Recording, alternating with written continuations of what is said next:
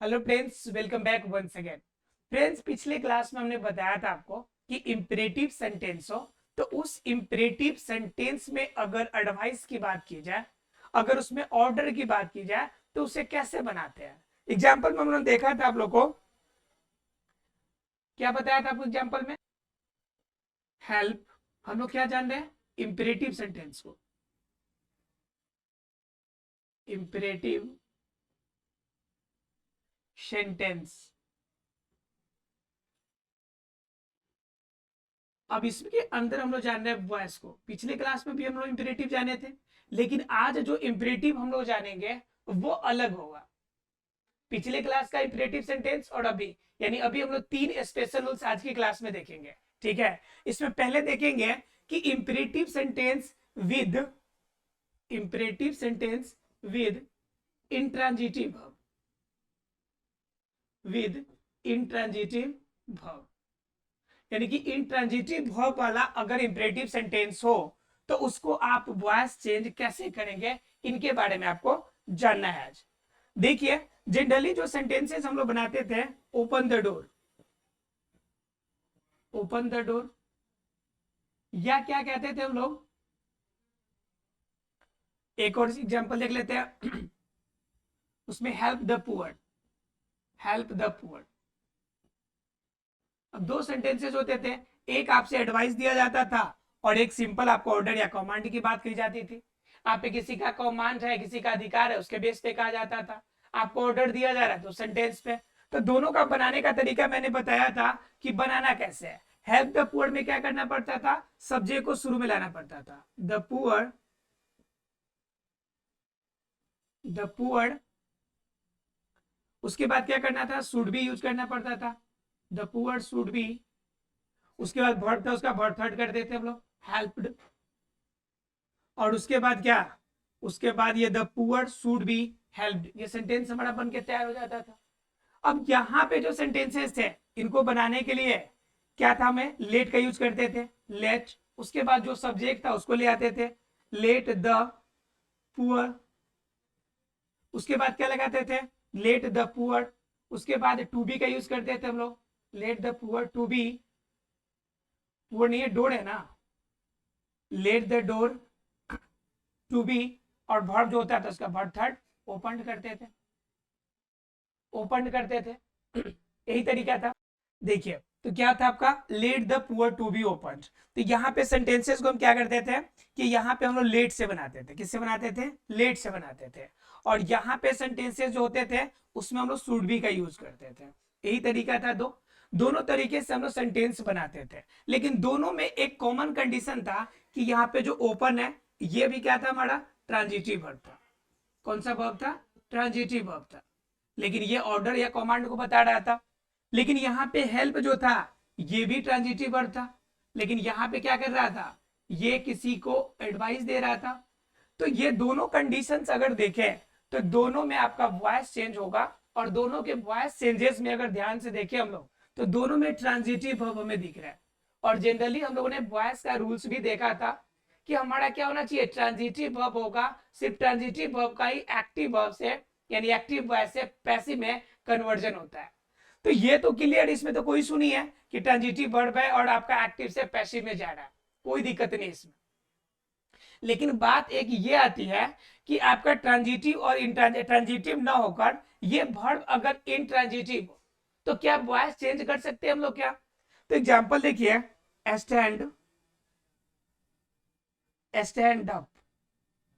Sentence को जरा ध्यान से देखिए, तो यहां पे आपका स्टैंड जो वर्ड है, यह स्टैंड वर्ड क्या है हमारा?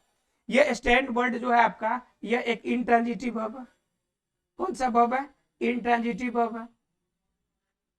और इंट्रांजिटिव वर्ब के साथ साथ ये सेंटेंस को अगर पूरा देखिएगा तो पूरा का पूरा सेंटेंस क्या है आपका? इंपरेटिव सेंटेंस है, इंपरेटिव सेंटेंस है।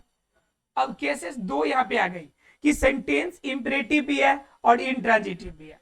बात यह होती है कि हमें पता है कि इंपरेटिव सेंटेंस का वॉइस चेंज होता है, लेकिन बात यहां पर आती है, जाके फंसती है, क्या इंट्रांजिटिव वर्ब का भी वॉइस चेंज किया जा सकता है? अगर सेंटेंस इंपरेटिव हो तो क्या इंट्रांजिटिव वर्ब का भी हम अगर वॉइस चेंज करना चाहे तो क्या कर सकते हैं क्या? तो बात आती है कि हाँ हम चाहे तो कर सकते हैं, लेकिन भाई अब तो प्रॉब्लम हो जाएगी, क्योंकि अगर इसका वॉइस चेंज करते हैं हम लोग इंट्रांजिटिव का, तो वॉइस का फिर पूरा रूल गलत हो जाएगा, पूरा स्ट्रक्चर गलत हो जाएगा। क्योंकि पूरे स्ट्रक्चर में तो बात यही कही गई कि भाई जहां जहां पे ट्रांजिटिव वर्ब देखो वहीं पे करो। अब यहाँ पे बिना ट्रांजिटिव वर्ब का इंट्रांजिटिव वर्ब से कर रहे हैं आप, मतलब क्या हो गया कि आपका कंफर्म हो गया कि यहाँ पे कोई ना कोई इशू तो है, आप ऐसे नहीं कर सकते हैं। इसको कुछ ना कुछ सोचना पड़ेगा इसके बारे में, ठीक है? तो इनके बारे में सोचने के लिए आखिर कर क्या सकते हैं आप, इसमें चेंजेस क्या कर सकते हैं? तो सबसे बड़े चेंजेस की अगर बात कीजिएगा कि यहाँ पे स्टैंड अप अर्थात इंट्रांजिटिव वर्ब है और ये इंपेरेटिव सेंटेंस है, तो इसके लिए एक टर्म एंड कंडीशन है कि कैसे सेंटेंसेस को बना सकते हैं और बनाने का क्या टर्म एंड कंडीशन है, ठीक है? तो पहले जानिए कि एक्टिव वॉइस में क्या क्या रहेगा, तब जाके यह पैसिव वॉइस में कन्वर्ट होगा। ये जानिए कि एक्टिव का क्या कंडीशन होना चाहिए। तो एक्टिव का कंडीशन देखिए, पहला नंबर कहता है कि सेंटेंस कैसा होना चाहिए, तो सेंटेंस इंपेरेटिव हो, इंपेरेटिव हो। पहला नंबर कंडीशन कि सेंटेंस कैसा होना चाहिए, तो इंपेरेटिव सेंटेंस होना चाहिए, पहला नंबर। दूसरा नंबर क्या टर्म एंड कंडीशन है कि यह इंपेरेटिव सेंटेंस, यह इंपेरेटिव सेंटेंस, सेंटेंस किससे शुरू हो, तो आपका क्या इंट्रांजिटिव वर्ब से शुरू हो। किससे शुरू हो, इंट्रांजिटिव वर्ब से, अर्थात इंपेरेटिव सेंटेंस इंट्रांजिटिव वर्ब से शुरू हो, इंट्रांजिटिव वर्ब से, इंट्रांजिटिव वर्ब से शुरू हो। तो यह दोनों कंडीशन अगर अवेलेबल रहेगा तो इस दोनों कंडीशन के आधार पे हम क्या कर सकते हैं, अगर ऐसा एक्टिव वॉइस हो तो हम लोग उसका पैसिव वॉइस बना सकते हैं। तो बात आती है कि चलिए हमने मान लिया कि ऐसा कंडीशन हमें मिल गया, लो भाई हमें स्टैंड अप मिल गया यहीं पर, गो अवे, एक और एग्जांपल लिख लेते हैं, गो अवे यहां भी मिल गया हमें। अब जरा बना के दिखाओ कि कैसे बनेगा। तो देखिए इसके पैसिव बनाने के भी तरीके हैं। तो इसका स्ट्रक्चर देखिए कि इसको पैसिव बनाने का स्ट्रक्चर क्या होगा। जब एक्टिव इस फॉर्मेशन में हो अर्थात इंपेरेटिव सेंटेंस और पहला इंट्रांजिटिव वर्ब से स्टार्ट हो, तो उसको पैसिव कैसे बनाएंगे, तो कहता है कि पैसिव वॉइस का इसका रूल क्या होगा, पैसिव वॉइस का इसका रूल क्या हो जाएगा, ठीक है? तो पैसिव वॉइस के अगर रूल बात कीजिएगा इसका, तो इसका कंडीशन क्या हो जाएगा कि शुरू में अपना रूल तो नहीं बदलेगा वॉइस, तो इसके लिए कहता है कि शुरू में एक वर्ड लगाइए आप, यानी कि पैसिव का रूल, पैसिव का स्ट्रक्चर की बात कीजिएगा तो शुरू में आपका सेंटेंस जोड़ना है you are ordered, you are ordered, ये जोड़ना है आपको। कहीं पे आपका हो सकता है कि रिक्वेस्टेड वाली बात हो, लेकिन जनरली आपको क्या जोड़ना है, यू आर ऑर्डर्ड। रिक्वेस्ट की बात होगी तो रिक्वेस्टेड, सजेस्ट की बात होगी तो सजेस्टेड, यानी कि वर्ब अपने अकॉर्डिंग कर लीजिएगा सेंटेंस को देख के, ठीक है? यू आर ऑर्डर्ड, आप प्लस में यू आर ऑर्डर्ड सेंटेंस तो बन गया आपका, उसके बाद क्या यूज कीजिएगा आप, उसके बाद क्या करना है आपको कि टू यूज करना है, क्या यूज करना है, टू। और उसके बाद जो सेंटेंस है पूरा का पूरा सेंटेंस उतार देना है, मतलब क्या, उसके बाद जो इंपेरेटिव सेंटेंस है वह पूरा का पूरा इंपेरेटिव सेंटेंस, पूरा का पूरा क्या करेंगे, इंपेरेटिव सेंटेंस का यूज आप कर लेंगे। अब सोच रहे होंगे कि आप लोग ये बनेगा कैसे, जरा एग्जांपल से देखिए आप लोग, इसी एग्जांपल को लिखते हैं, जरा बनाने की कोशिश करते हैं, क्या बन जाएगा। एग्जाम्पल की बात कीजिएगा, स्टैंड, स्टैंड अप, इसको कैसे बनाएंगे, तो इसका बनाने का सेम रूल होगा, शुरू में क्या लगाएंगे, you are ordered, you are ordered, उसके बाद क्या, यू आर ऑर्डर्ड के बाद क्या लगाना है आपको, to, to stand up, to stand up, clear है? तो ऐसे सेंटेंसेस को आपको ऐसे बनाना है, यू आर ऑर्डर्ड लगा लीजिएगा तो क्या हो जाएगा आपका, तो देखिए you are ordered to stand up, you are ordered to stand up. अब सेंटेंस को जरा देखिए कि यू आर ऑर्डर्ड हो गया, और यहाँ पे टू सेंड ऑफ हो गया, इजिली बना सकते हैं। अब सेंटेंस को जरा ध्यान से देखिए तो यहाँ पे आपका सब्जेक्ट मिल जाता है और यहाँ पे आपका वर्ब मिल जाता है और यहाँ पे आपका क्या मिल जाता है, वर्ब का है, यहाँ पे हेल्पिंग वर्ब हो गया, यहाँ पे हेल्पिंग वर्ब हो गया और यहाँ पे वर्ब थर्ड हो गया। और ये वर्ब थर्ड जो होगा ये आपका ट्रांजिटिव वाला भी है, ट्रांजिटिव भी है। तो इस तरह से अगर ध्यान से देखें तो ये सेंटेंस पूरे वॉइस के टर्म एंड कंडीशन को मानता है। तो इस टर्म एंड कंडीशन के आधार पे हम क्या कर सकते हैं, सेंटेंस को बना सकते हैं। ठीक है, इस तरह से हम सेंटेंस को पूरा पैसिव वॉइस में कन्वर्ट कर सकते हैं, आसानी से वॉइस को हम बना सकते हैं। ठीक है, आप जरा ध्यान से जरा गौर कीजिएगा कि पैसिव वॉइस अगर हम इसे बना सकते हैं तो फिर हम क्या करेंगे, अब आगे अगर इनके सेंटेंसेस होंगे तो हम कैसे बनाएंगे। तो यू आर ऑर्डर्ड वाला का क्वेश्चन आपका ध्यान में रखना है।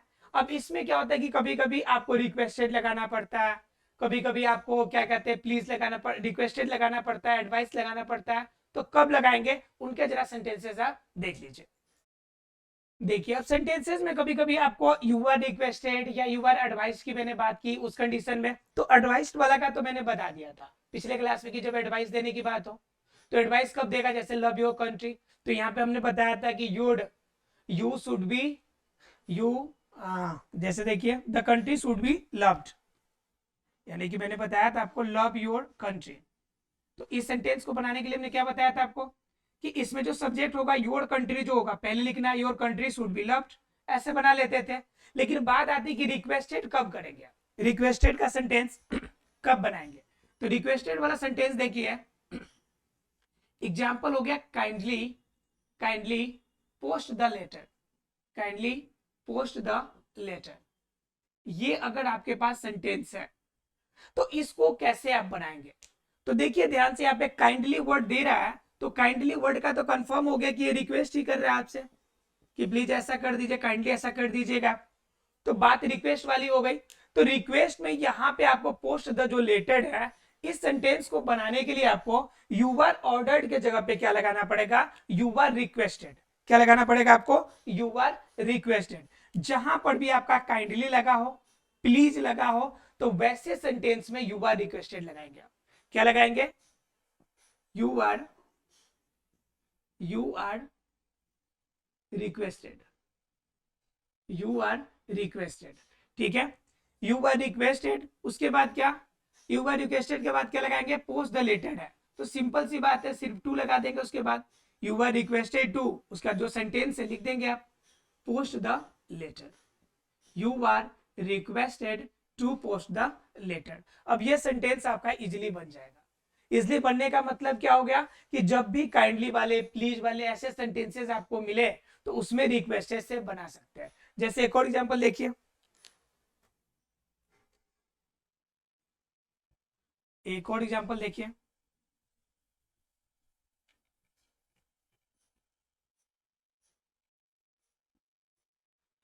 अगर कोई कह रहे please help me, please help me, please help me.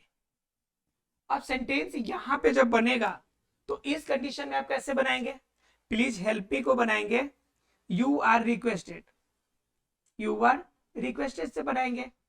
और ध्यान रखना है कि जब यू आर रिक्वेस्टेड लगा देंगे तो इसका प्लीज वर्ड, इसका काइंडली वर्ड, इसको बाहर कर देंगे, इसका यूज उसमें आप नहीं कीजिएगा। तो यू आर रिक्वेस्टेड टू, उसका जो सेंटेंस है उतार दीजिए आप, टू हेल्प मी। मतलब क्या, हमने दो चीजें अभी समझी, दो चीजें हम लोगों ने जानी।